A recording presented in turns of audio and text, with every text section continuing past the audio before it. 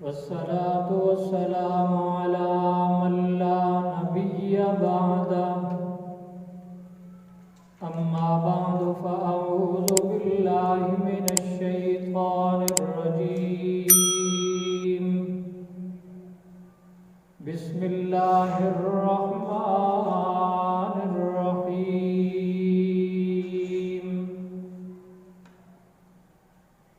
ما جعل الله من بحيرة ولا سائبة ولا وصيلة ولا حام ولكن الذين يفترون على الله الكذب وأكثرهم لا يعقلون سبحان ربك رب العزة عما يصفون وسلام على المرسلين والحمد لله رب العالمين۔ قرآن مجید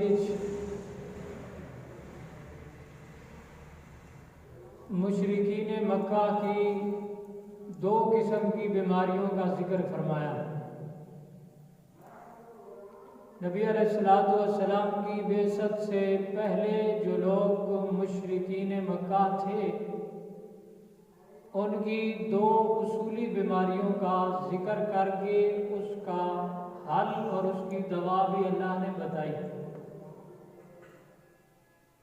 کہ اگر بعد میں آنے والے کسی شخص میں یہ بیماری ہو تو اسے اپنی اصلاح ضروری ہے۔ ایک تو بیماری یہ تھی کہ مشرکین مکہ اللہ کے نیک بزرگوں کے،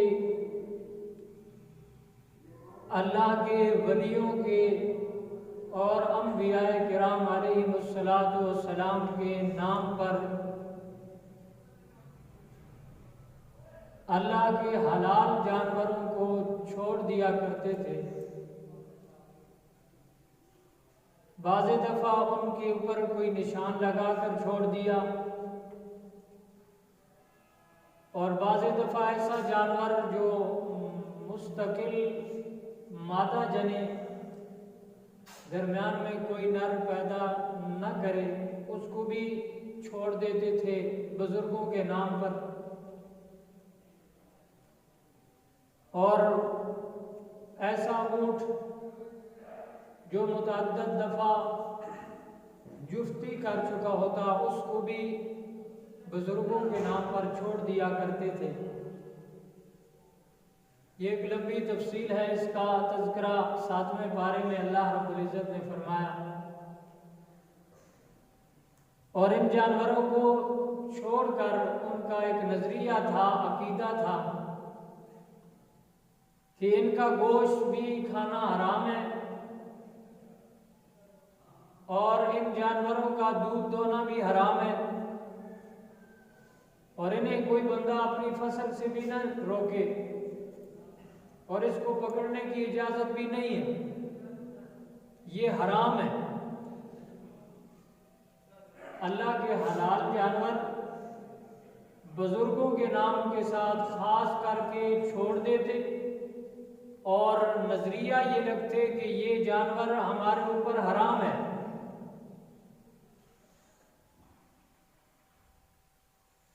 اس کو کسی نے اس کا گوشت بھی نہیں کھانا اور اس کا دودھ بھی استعمال نہیں کرنا،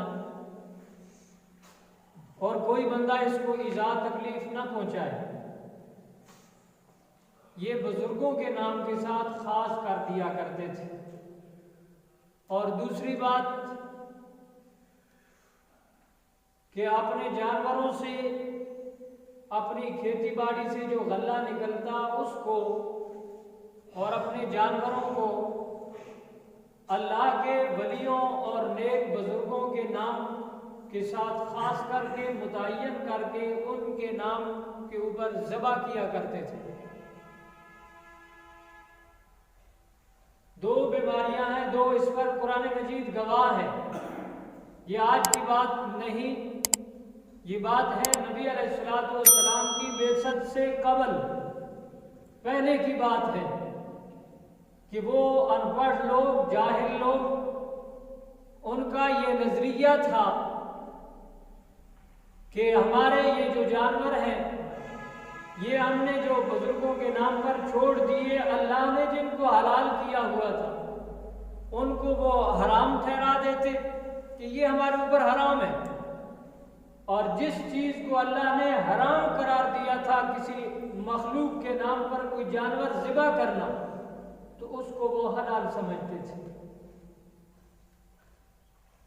اللہ کی حلال کردہ چیزوں کو حرام سمجھنا اور اللہ کی حرام کردہ چیزوں کو حلال سمجھنا، یہ دونوں جرم ہیں۔ اللہ نے شریعت نازل فرمائی، ساری کائنات کو پیدا فرمایا، حلال حرام کو اللہ نے پیدا فرمایا، اور اپنے نبی صلی اللہ علیہ وسلم کے ذریعے اس امت کی رہنمائی فرمائی۔ کچھ حرام چیزوں کا تذکرہ قرآن مجید میں ہے، کچھ حرام چیزوں کا تذکرہ احادیث میں ہے۔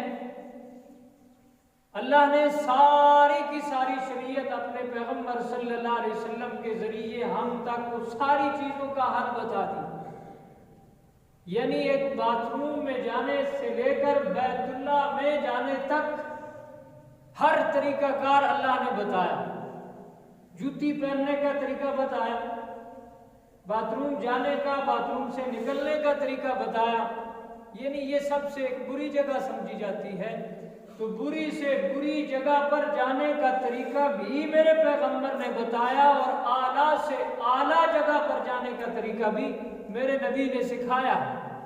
اسی طرح کسی چیز کے حلال ہونے کا بھی اللہ رب العزت نے بتایا اپنے نبی کے ذریعے، اور کسی چیز کے حرام ہونے کی بھی اللہ نے وضاحت فرمائی ہے۔ تو چونکہ اللہ کے پاک پیغمبر صلی اللہ علیہ وسلم سے قبل جو لوگ تھے ان کے اندر بہت ساریاں اور بھی بیماریاں تھیں جن کی اصلاح کرنے کے لیے اللہ کے پاک پیغمبر صلی اللہ علیہ وسلم دنیا میں تشریف لے آئے، اللہ نے ان کو نبوت عطا فرمائی۔ جس طرح ایک بیماری ان میں یہ بھی تھی کہ اگر کوئی بندہ کسی کو اپنا بیٹا کہہ دیتا، کسی دوسرے کے بیٹے کو اپنا بیٹا کوئی کہہ دیتا، تو نبی علیہ الصلوۃ والسلام سے پہلے وہ لوگ اس کو حقیقی بیٹا مانتے تھے۔ جو حقیقی بیٹے کے ساتھ معاملات کیے جاتے ہیں وہ منہ بولے بیٹے، متبنہ بیٹے کے ساتھ کرتے تھے۔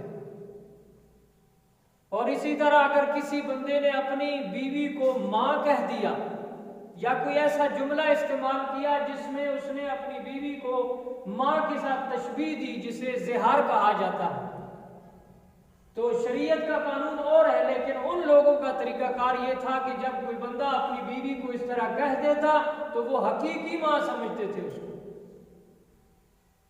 یہ طریقہ کار ٹھیک ہے؟ بیوی کو ماں کے ساتھ تشبیہ دینے سے وہ ماں بن جاتی ہے؟ کسی کا بیٹا اس کو اپنا بیٹا کہہ دینا منہ سے، وہ حقیقی بیٹا بن جاتا؟ نہیں بنتا۔ اللہ نے اس چیز کو بھی، اس بیماری کا بھی حل نکالا کہ میرا پیغمبر صلی اللہ علیہ وسلم ان کو بتاؤ جو منہ بولا بیٹا ہوتا ہے، متبنہ بیٹا ہوتا ہے، لے پالک بیٹا جو ہوتا ہے وہ حقیقی نہیں بن سکتا۔ اسی طرح کسی کو اپنی ماں کے ساتھ تشبیہ دینے سے اس کا کفارہ ادا کیا جاتا ہے، وہ مستقل مضمون ہے۔ کوئی بندہ اپنی بیوی کو اگر ماں کے ساتھ تشبیہ دیتا ہے تو وہ اس کا کفارہ ادا کیا جاتا ہے، اور بعض دفعہ ایسے الفاظ ہوتے ہیں جس کی وجہ سے بیوی کو طلاق ہو جاتی ہے، لیکن وہ حقیقی ماں نہیں بن جاتی۔ اسی طرح ایک بیماری یہ بھی تھی کہ اللہ کی حلال جانوروں کو بزرگ کے نام کے لیے چھوڑ دینا، اس کے ساتھ کوئی چھیڑ چھاڑ نہیں کر سکتا، اس کا گوشت بھی کوئی نہیں کھا سکتا، اس کا دودھ بھی کوئی نہیں دو سکتا، کسی کی فصل میں جائے تو کوئی رکاوٹ نہیں بنا سکتا، اس کو کوئی مالک بھی نہیں بن سکتا اس کا، یہ فلاں بزرگ کے نام کا ہے۔ اس کو اپنے عقیدے میں، اپنے دل، زبان، ذہن کے مطابق اس کو حرام سمجھتے تھے، جبکہ اللہ نے حلال کیا۔ اونٹنی اللہ نے حلال کی، وہ اگر اونٹنی چھوڑ دیتے نشان لگا کر، کان کاٹ کر یا اس کی کمر کے اوپر یا کسی جگہ نشان لگا کر چھوڑ دیتے، وہ ایک علامت ہوتی کہ یہ اونٹنی فلاں بزرگ کے نام کی ہے میاں، اس کو کسی نے نہیں چھیڑنا، اس کا دودھ بھی کسی نے نہیں پینا اور اس کا گوشت بھی کسی نے نہیں کھانا اور کوئی اس کو تکلیف نہ دے، ورنہ وہ جو بزرگ ہیں وہ تمہیں نیست و نابود کر دیں گے۔ یہ ایک نظریہ تھا، یہ نظریہ آج کے دور کا نہیں بیان ہو رہا، آج کسی مسلک کا یہ نظریہ نہیں، یہ نبی علیہ الصلوۃ والسلام سے پہلے جاہل لوگوں کا نظریہ ہے۔ قرآن مجید گواہ ہے، ما جعل اللہ من بحیرۃ ولا صائبۃ ولا وسیلۃ ولا حام۔ اور پھر مصیبت یہ تھی، ایک تو یہ جرم ہے کہ اللہ کی حلال کردہ جانوروں کو کسی بزرگ کے نام کے ساتھ خاص کر دینے سے حرام سمجھنا، یہ تو ایک جرم ہے، لیکن اوپر سے کہتے کہ یہ ہمیں اللہ نے کہا ہے۔ پہلے انبیاء کے ذریعے ہمیں اللہ نے کہا ہے، ہمارے باپ دادا ایسے کیا کرتے تھے اور انہوں نے بتایا کہ فلاں نبی نے یہ ہمیں بتایا کہ یہ اللہ نے حکم نازل کیا ہے، یہ میری بات نہیں۔ 7واں پارہ ہے سورہ مائدہ اور آیت نمبر 104، 103، 102، اس میں اللہ رب العزت نے فرمایا کہ لَٰكِنَّ الَّذِينَ كَفَرُوا يَفْتَرُونَ عَلَى اللَّهِ الْكَذِبَ۔ یہ نظریہ اپنا کے، نظریہ کیا تھا کہ یہ جو جانور ہے، گائے ہوئی، بھینس ہوئی، بکری ہوئی یا بکرا ہوا، کوئی بھی حلال جانور یا اونٹنی، اونٹ ہو گیا، کچھ بھی ہو گیا، اس کو کسی بزرگ کے نام کے لیے چھوڑ دیتے اور کہتے کہ یہ ہمارے اوپر حرام ہے اور اس کی دلیل یہ ہے کہ ہمیں اللہ نے حکم دیا ہے۔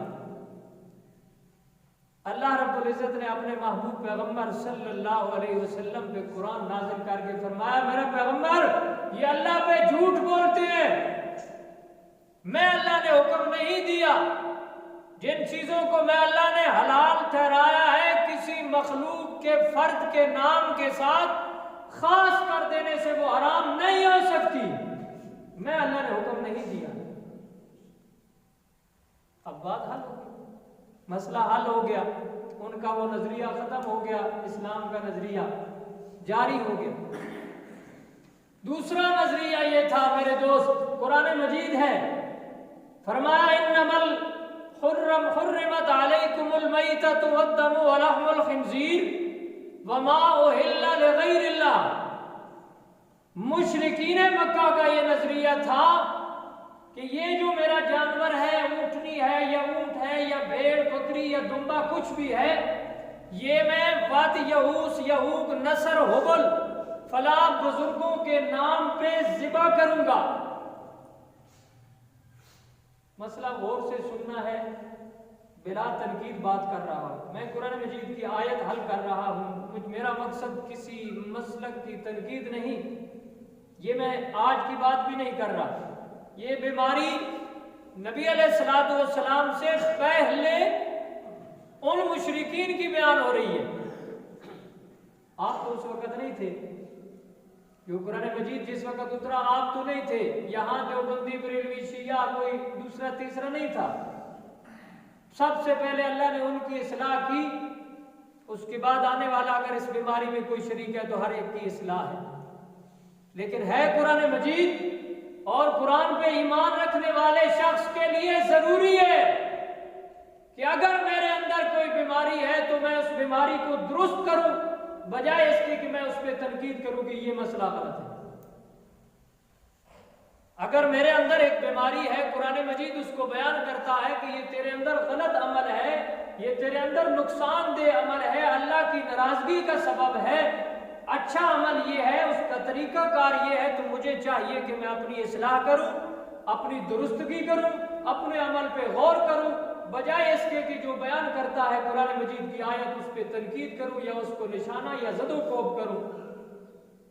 اللہ رب العزت نے بیان فرمایا 4 مقام پہ، پورے قرآن میں 4 مقام پہ اللہ نے یہ آیت دہرائی کہ میرے پیغمبر، ان لوگوں کا یہ نظریہ عقیدہ تھا کہ فلاں جانور حلال جانور، اس جانور کو وادی یہوس یہوک نصر، یہ بزرگوں کے نام بھی قرآن میں ذکر ہے، یہ اللہ کے ولی تھے، حضرت نوح علیہ السلام کی امت میں تھے۔ لوگ کہتے ہیں، یہ میں بار بار آپ کے ذہنوں سے اشکال نکال رہا ہوں، اکثر وقت ہو گیا ہے، بہت وقت ہو گیا ہے، آج تک حضرت آدم علیہ السلام سے لے کر آج تک بت کو محض بت اور پتھر سمجھ کر کسی شخص نے عبادت نہیں کی۔ لوگ کہتے ہیں یہ بتوں کے متعلق آیات ہیں۔ بت ایک تصویر بنانا، اس کو تراش کے کسی بزرگ کے نام کی شکل بنا کر اس کو سامنے رکھ کر اس کے اوپر چڑھاوا چڑھاتے تھے وہ لوگ، اور ان کا یہ نظریہ تھا کہ ہم اس بزرگ کے اوپر چادر چڑھاتے ہیں، چڑھاوا چڑھاتے ہیں، یہ شکل جس بزرگ کی ہے وہ بزرگ ہمارے اس عمل کو دیکھ رہا ہے، ہمارے ان باتوں کو سنتا ہے، اور سن کر دیکھ کر خوش ہوتا ہے، اور اللہ سے ہمارے نہ کرنے والے کام بھی کروا دیتا ہے۔ وہ مورتی مقصود نہ تھی، وہ شکل مقصود نہ تھی، بلکہ جو شکل رکھی ہوئی تھی، نظریہ یہ تھا کہ یہ جس بزرگ کی شکل ہے نا، وہ جب سے بھی چلا گیا، دنیا سے گئے ہوئی اسے جتنا بھی عرصہ ہو گیا، لیکن ہمارے یہ کام دیکھ رہا ہے، ہماری یہ باتیں سن رہا ہے، اور خوش ہوتا ہے، اور خوش ہو کے اللہ سے ہمارے وہ بھی کام کروا دیتا ہے جو اللہ نے نہیں کرنے ہوتے۔ یہ آج کی بات نہیں، یہ پہلے دور کی بات ہے، ناراض نہیں ہونا۔ اللہ رب العزت نے اس بیماری کی بھی رد کی کہ کسی بزرگ کے نام پر جانور ذبح کرنا، معین کر دینا کہ یہ فلاں بزرگ کے نام کا ہے اور اسی کے نام پہ ذبح ہوگا۔ رب کا قرآن گواہ ہے، فرمایا حرمت علیکم المیتہ والدم ولحم الخنزیر۔ سب سے پہلی چیز اللہ فرماتے ہیں مردار حرام ہے۔ اتفاق ہے آپ کا اس بات پہ۔ مردار سے مطلب یہ ہے کہ ایک چیز حلال بھی ہو بنفس نفیس، لیکن وہ خود بخود مر جائے۔ گائے حلال ہے، وہ خود بخود مر گئی، اس کو کسی نے ذبح نہ کیا اسلامی طریقے کے مطابق، خود بخود مر گئی، اللہ نے فرمایا وہ حرام ہے تمہارے اوپر۔ دوسرا فرمایا ذبح کے وقت جو خون نکلتا ہے، دم مسفوح جو بہتا ہے خون ذبح کے وقت، وہ بھی حرام ہے۔ ولحم الخنزیر، سور اور خنزیر کا گوشت بھی، بولتے نہیں، حرام ہے۔ قرآن مجید کی آیت ہے، چلو میں آپ کو آیات کے نمبر بھی بتا دوں، اگر موقع ملے تو گھر جا کر دیکھ بھی لینا۔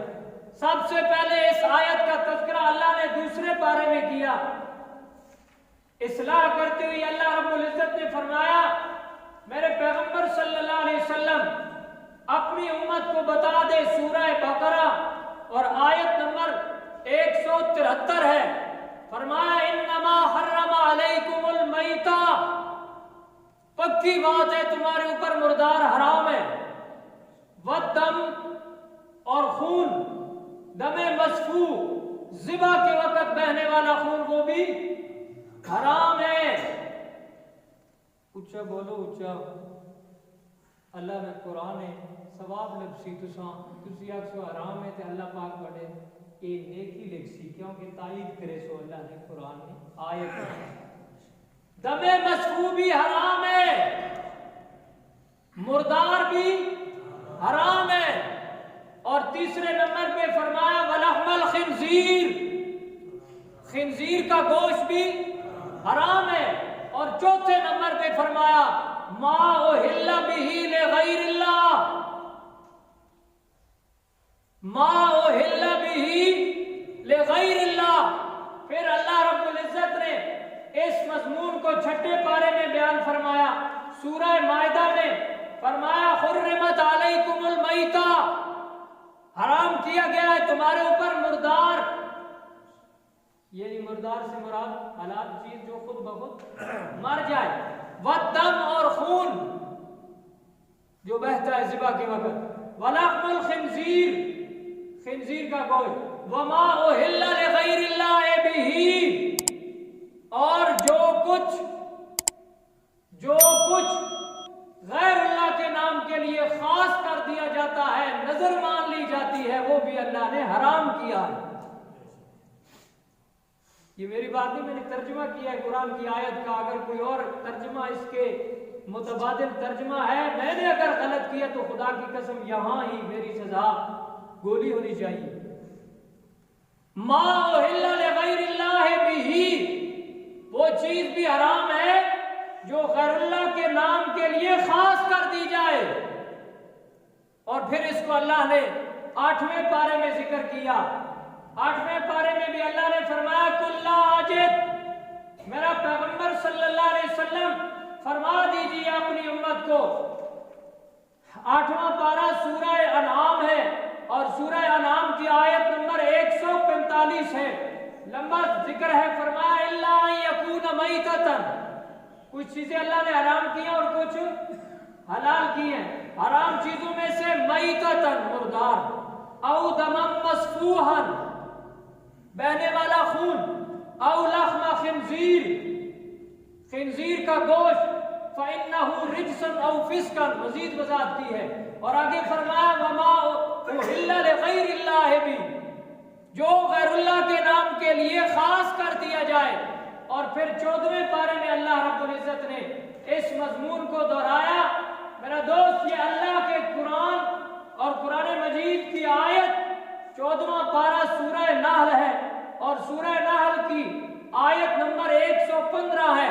فرمایا انما حرم علیکم المیتہ،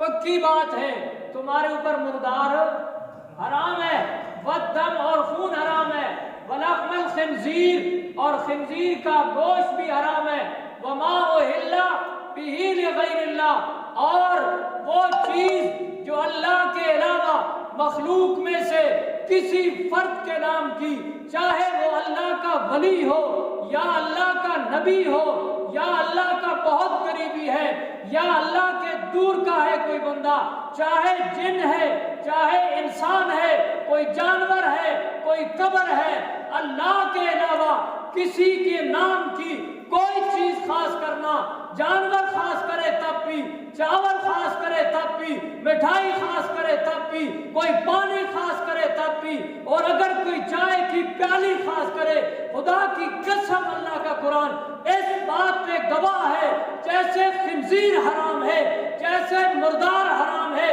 اور جیسے دم مسفوح حرام ہے، اسی طرح ہر وہ چیز حرام ہے جو اللہ کے علاوہ مخلوق میں سے کسی فرد کے لیے خاص کر دی گئی ہو۔ سمجھ اس گل آئی کہ کوئی جمعے 3 کینسل ہوئے، 3 جمعے۔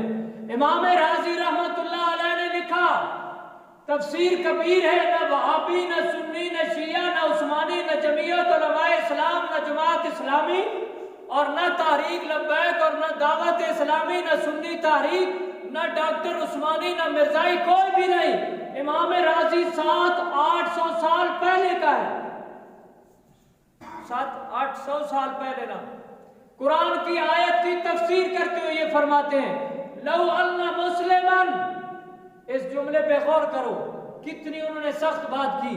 فرمایا لو ان مسلمن، اگر مسلمان ہو، ذبح ذبیحۃ، کوئی چیز ذبح کرے، وقصد بہا، اور اس ذبح کرنے سے مقصد اس کا یہ ہو کہ اس کے ساتھ فلاں جس کے نام کی میں ذبح کر رہا ہوں یہ خوش ہوتا ہے، یہ میرے اس عمل کو دیکھ رہا ہے اور اس دیکھنے کی وجہ سے وہ میرے اوپر خوش ہوگا اور خوش ہو کے اللہ سے میرے کام کروا دے گا، اللہ کو مجبور کر دے گا۔ فرمایا وقصد بہا التقرب لغیر اللہ، اللہ کے علاوہ مخلوق کے کسی فرد کا تقرب اور قرب حاصل کرنے کا ارادہ ہو، فرمایا سارا مرتدن، وہ مسلمان مرتد ہو جاتا ہے، اور اس کی ذبیحہ کا حکم بھی ذبیحتہ مرتدن، اس کی ذبیحہ بھی ایسی ہوگی جیسے مرتد کی ذبیحہ ہوتی ہے، اس کو کھانا حرام ہے۔ اور یہ امام رازی کوئی علماء دیوبند سے نہیں یا کسی شیعہ فرقہ سے تعلق نہیں رکھتے، یہ 700-800 سال پہلے، اور عربی مفسر ہے، مزے کی بات یہ ہے اسے ہماری پنجابی اور یہ ہمارے ڈھنگ نہیں آتے، کہتا ہے اگر کوئی مسلمان ہو اور ایسا کام کرے جو غیر اللہ کے نام کے لیے کوئی جانور خاص کر دے تو وہ مرتد ہو جاتا ہے۔ اور میرا دوست، یہ نبی علیہ الصلوۃ والسلام کے دور کے جو مشرکین تھے ان کا نظریہ یہ تھا کہ ہم جو یہ چڑھاوے چڑھاتے ہیں ان کے سامنے، نظر مانتے ہیں، فلاں کام ہو گیا تو میں ایک مرغی ذبح کر کے دوں گا، فلاں کام ہو گیا تو میں ایک بکرا دوں گا فلاں بزرگ کے نام کا، فلاں کام ہوا تو میں ایک بیل دوں گا، ایک گائے ذبح کر کے دوں گا، ایک بھینس ذبح کر کے دوں گا، یا اونٹنی ذبح کر کے دوں گا۔ اللہ نے فرمایا میں اللہ نے یہ ساری چیزیں پیدا کی ہیں، اور اگر تو مسلمان نے منت ماننی ہے، نظر ماننی ہے تو میں اللہ کے نام کی مان، میں اللہ کے علاوہ مخلوق کے نام کی نہیں ماننی۔ قرآن مجید ہے، قرآن مجید میں اللہ نے مزید یہاں پہ وضاحت بھی کی ہے، حلال حرام کے احکامات بیان فرماتے ہوئے 6 پارے میں ٹائم بھی تک یہ نہ ہوئے، فرمایا حرمت علیکم المیتۃ والدم ولحم الخنزیر۔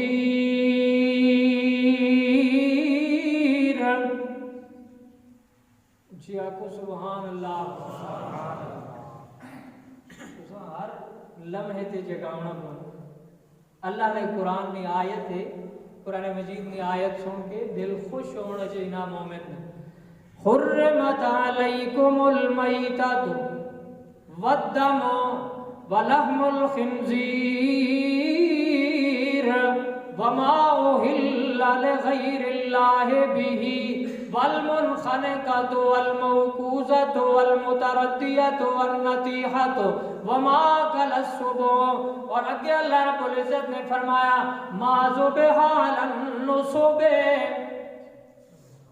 ما ذبح علی النصب، جیڑا کہ بزرگ کسی نیک یا کسی بد کے نام کے ساتھ خاص کر کے کوئی جانور اس کے تھان کے اوپر ذبح کیا جاتا ہے۔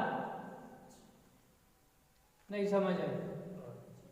میرا اگر بیٹا ہوگا، منت مانی جاتی ہے، میرا اگر بیٹا ہوگا 10 سال ہو گئے، 15 سال ہو گئے، 20 سال ہو گئے، اولاد نہیں ہو رہی، آج نظر ماننے والا نظر مانتا ہے کہ اگر میری اولاد ہو گئی تو میں ایک بکرا فلاں ولی کے دربار میں جا کر ذبح کروں گا، فلاں بزرگ کے نام کا اس کے دربار پہ جا کر ذبح کروں گا۔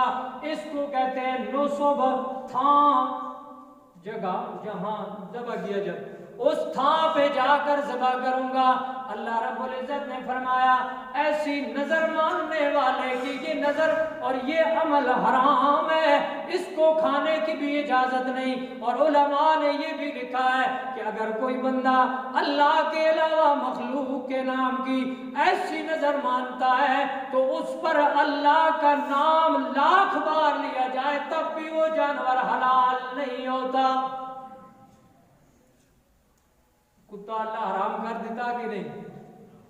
حرام کیا ہے نا اللہ نے، کتے کو حرام کیا ہے، اور اگر کوئی بندہ اس پر بسم اللہ اللہ اکبر پڑھ کے ذبح کرے وہ حلال ہو جائے گا۔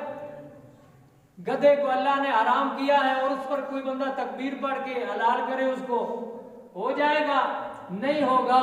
تو اللہ نے اسی طرح اس جانور کو بھی حرام کر دیا، چیجائے کہ بنفس نفید خود وہ حلال تھا، لیکن آج اللہ کے علاوہ مخلوق کے نام کے ساتھ خاص کر دیا گیا ہے۔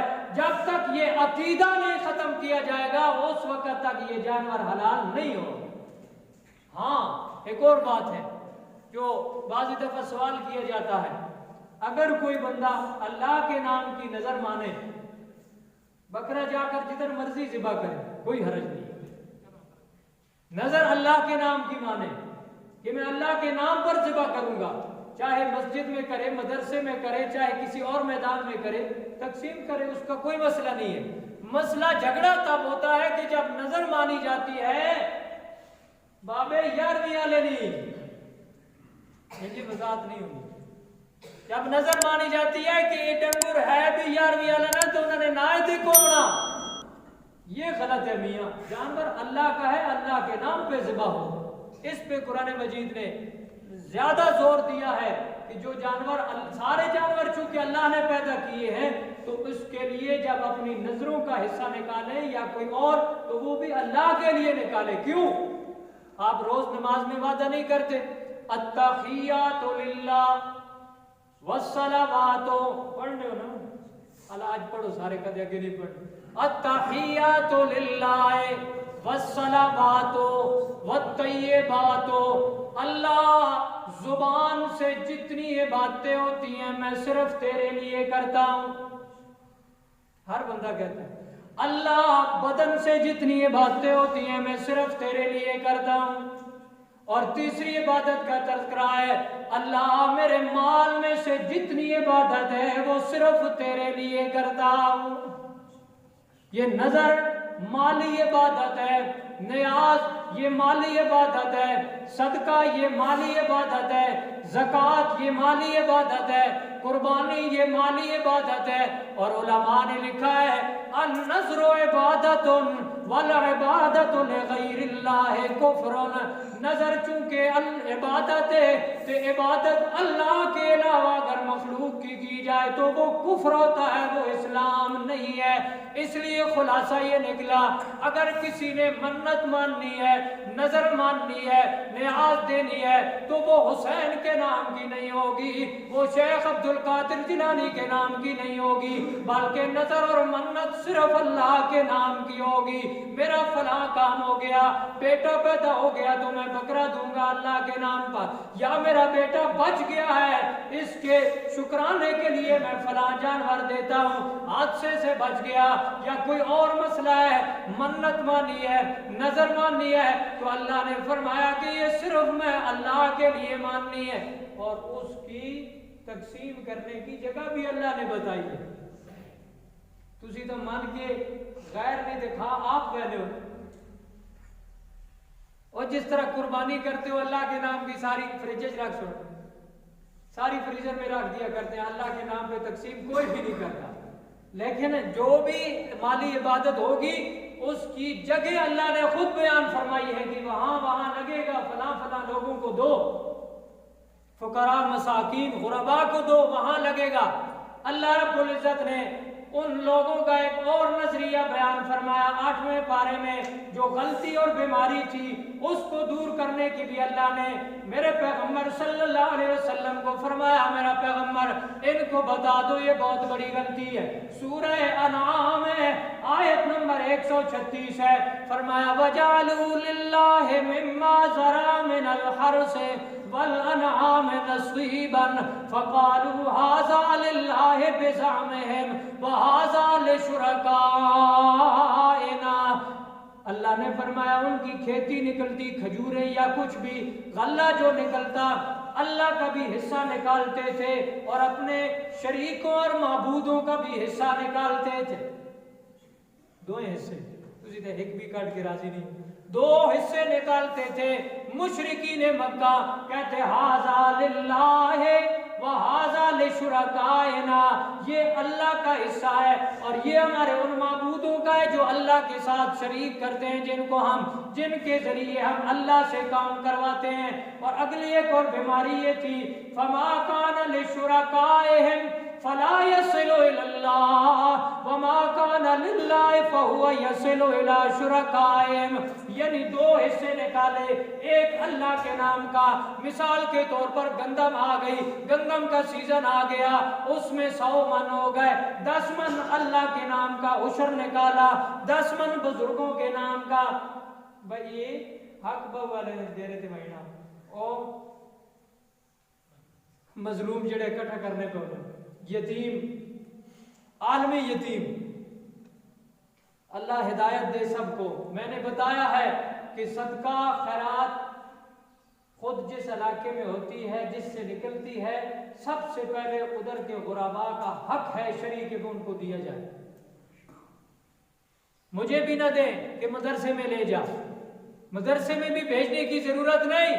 میرا جو عشر نکلے گا، جو زکوٰۃ نکلے گی، جو قربانی ہوگی، وہ سب سے پہلے اہل علاقہ غرباء مساکین کا حق ہے، اور پھر ان میں بھی اللہ نے درجے بنائے ہیں۔ سب سے پہلے رشتہ دار ہے قریبی، پھر اس سے دور رشتہ دار ہے، پھر مسکین ہے، پھر غریب ہے۔ تے اپنی ہوے نہیں کھاونی جو کہ دربار تے من دے یہ شریعت کا طریقہ کار نہیں، اور اگر ہو بھی صحیح غرباء کا حق ہے تو اسے دوسرے علاقے میں بھیجنے کی اجازت نہیں ہے۔ اس سوال پہ جواب مجھے کسی شخص نے دیا کہ ہم نے ادھر سے دین سیکھا ہے، ہم ادھر اس لیے بھیجتے ہیں کہ ہم نے دین سیکھا ہے۔ پہلی بات تو یہ ہے کہ شریعت نے یہ شک رکھی نہیں کہ آپ نے جدھر سے دین سیکھا ادھر بھیجیں، یہ شک شریعت نے نہیں رکھی۔ اور اگر خواہ یہی ہے کہ ہم نے ادھر سے دین سیکھا ہے تو پھر سن میرا دوست، سب سے پہلے دین ہم نے بیت اللہ سے سیکھا ہے، جہاں نازل ہوا، جہاں یہ دین اترا، تو ہمیں چاہیے کہ پوری ملک کی زکوٰۃ اکٹھی کر کے بیت اللہ والوں کو دینی چاہیے کہ ادھر استعمال کریں، مسجد نبی میں اور بیت اللہ میں اور اللہ کے انتظامات۔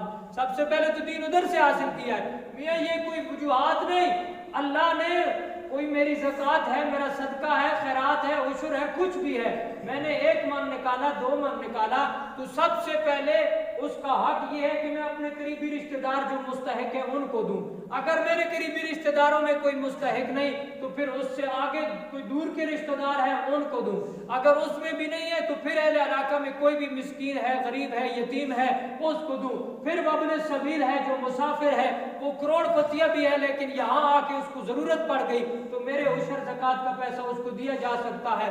پھر یہ درجات اللہ نے رکھے، لیکن یہ کوئی درجہ نہیں کہ سارے گرائے نہ حق اکٹھا کر کے غریبانہ کہ گھن میں جو پریوان کے روڑا ہوتے نہیں، اور انہیں گھوڑے نہ سامنے آنے دڑیے بنا کے اسے کھوائے نہیں۔ اللہ نے نانا ایک مدرسہ کوئی نہیں جسے طلباء پڑھنے ہوں جن کو کھانا کھلایا جائے، یہ تو گھوڑے کھاتے ہیں۔ بہرحال یہ پھر کبھی وضاحت ہوگی۔ مکے کے مشرکین کا یہ نظریہ بیان ہو رہا ہے قرآن میں، آج کی بات نہیں۔ فرمایا وہ اپنی کھیتی سے حصہ نکالا کرتا تھا، یہ اللہ کا حصہ ہے اور یہ ہمارے معبودوں کا ہے، اور یہ تو ایک مستقل بیماری تھی کہ اللہ کے علاوہ کسی کا حصہ نکالنا تو اللہ نے حرام کر دیا تھا، لیکن اس سے بڑھ کر ان میں یہ بھی بیماری تھی کہ اگر اللہ کے حصے سے تھوڑی سی چیز شرکاء کے حصے میں آ جاتی تو کہتے خیر ہے، اللہ تو بڑا غنی ہے، ہمارے شریکوں کے حصے میں جاتی ہے تو جاتی رہے، خیر ہے، اللہ نے ایسی جو نکلنی تھا خیر ہے۔ قرآن ہے، خدا کی قسم، فما كان لشركائهم فلا يصل الى الله وما كان لله فهو يصل الى شركائهم، یعنی شریکوں کے 10 من میں سے اگر 1 من ادھر چلا گیا اللہ کے حصے میں، فوراً نکالتے کہ بزرگ ناراض ہوں گے، سارا آسمان نیچے آ جائے گا اور ہمارے جانور بھی خشک ہو جائیں گے، ہماری کھیتی بھی دوبارہ نہیں ہوگی، فلاں فلاں۔ اللہ کے حصے سے اگر کوئی نکلتا ہے تو خیر ہے، لیکن بزرگوں کے حصے سے کمی نہیں ہونی چاہیے، اور اگر بزرگوں کے اللہ کے حصے سے کوئی چیز ادھر آ جاتی تو کہتے ہیں ادھر واپس کرنے کی ضرورت نہیں، بزرگوں کا اگر ادھر کوئی چلا گیا تو وہ واپس کرنے کی ضرورت ہے۔ اللہ نے فرمایا کوئی بھی اگر یہ کام کرے، کوئی بھی کرے، اللہ کے ساتھ اللہ کی مخلوق کے حصے نکالے، غلے سے نکالے یا جانوروں سے نکالے، کھیتیوں سے، پھل پھول سے اگر اللہ کے حصے نکالے، فرمایا ما يحكمون، یہ بہت برا فیصلہ ہے جو یہ مخلوق اپنے عقلوں کے مطابق کر رہی ہے۔ میں اللہ نے یہ فیصلہ نہیں دیا، یہ مخلوق نے اپنے ذہن کے مطابق کیا ہے۔ اس لیے یاد رکھو قرآن مجید کی یہ آواز ہر کان میں پہنچنی چاہیے کہ مالی عبادت کے لائق کون ہے؟ اللہ۔ اللہ کا نام بلند آواز سے لے۔ مالی عبادت کے لائق کون ہے؟ اللہ۔ نظر و نیاز کے لائق کون ہے؟ اللہ۔ پھر آج تو بعد نظر اللہ تے نیاز حسین چپ کر، نظر اللہ اور نیاز حسین نہیں ہے۔ حضرت امام حسین کا مرتبہ مقام برحق ہے، اللہ کے پیغمبر کے نواسا ہے، اور نواسے سے بڑھ کر میرے پیغمبر کا صحابی ہے۔ یہ بڑا درجہ ہے میاں، رشتہ داری اتنا بڑا درجہ نہیں جتنا صحبت نبی درجہ ہے۔ ورنہ اگر رشتہ داری درجہ ہوتی تو وہ رشتہ دار کافر جو مر گیا ان کی قدر زیادہ ہوتی، نہیں، دور سے آنے والا بلال قدردان بن گیا اور قریب رہنے والا ابو لہب نا قدر بن گیا اور اللہ نے اس کو کفر میں موت دے دی۔ اس لیے میرا دوست، حضرت امام حسین کا مقام مرتبہ برحق ہے، اللہ کے نبی کا نواسہ بھی ہے، صحابی بھی ہے، اور پھر وقت کے اولیاء میں ولی بھی ہے سب سے بڑا، کیونکہ صحابہ سے بڑھ کر ولی کوئی نہیں ہے۔ اور اس کے علاوہ خوشخبریاں ہیں حضرت امام حسین اور حسن اور اہل بیت کے ان بچوں کے لیے کہ میرے پیغمبر صلی اللہ علیہ وسلم نے فرمایا یہ میری خوشبو ہے، یہ جنت کے جنتی جوانوں کے سردار ہیں۔ مختلف مقامات ہیں، مختلف مرتبے ہیں میرا دوست، لیکن ان مرتبوں کا یہ مطلب نہیں کہ وہ اللہ کی صفات میں شریک ہوں۔ اللہ کی صفات میں کوئی بھی شریک نہیں، چاہے اللہ کا نبی ہے یا ولی ہے۔ حضرت شیخ عبد القادر جیلانی رحمۃ اللہ علیہ کو میرے خیال میں آپ میں سے کوئی بندہ اتنا نہیں مانتا ہوگا جتنا میں مانتا ہوں، اس ولی آج تک میری نظر میں نہیں ہے، لیکن ولایت برحق میرا دوست اللہ کی صفات میں شریک نہیں ہو سکتا۔ اللہ کا نبی سارے انبیاء سے اعلیٰ افضل الرسل ہے۔ میرا پیغمبر اگر اشارہ کرے تو رب چاند دو ٹکڑے کر دیا کرتا ہے۔